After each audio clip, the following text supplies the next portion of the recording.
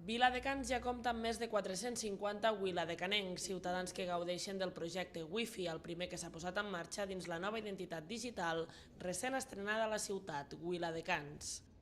Aquesta iniciativa permet a les persones que prèviament s'han registrat mitjançant un formulari a viladecans.cat accedir a la xarxa des de 5 equipaments públics i 3 parts de la ciutat de forma totalment gratuïta. El projecte Viladecans és un projecte pioner. No hi ha cap ciutat a l'estat espanyol que en aquests moments estigui invertint tants esforços, no tan sols diners, sinó tants esforços en fer que els seus ciutadans realment es connectin en aquestes noves tecnologies, en aquest nou món de la informació i de la comunicació.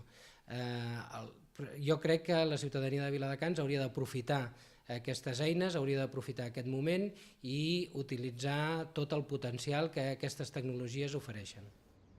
Per començar a navegar és molt fàcil, l'únic que cal fer als usuaris registrats és introduir al navegador el seu identificador i paraula de pas que rebran un cop s'hagin donat d'alta al servei. Cada usuari podrà navegar 2 hores cada dia. Aquesta iniciativa és només la primera del projecte Viladecans.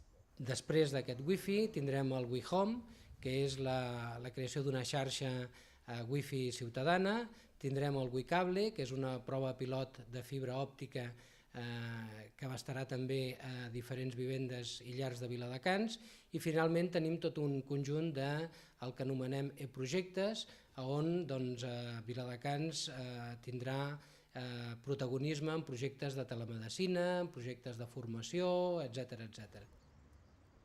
Aquest any també s'instal·laran 160 pissarres digitals als centres educatius de la ciutat i un sistema de mobilitat intel·ligent.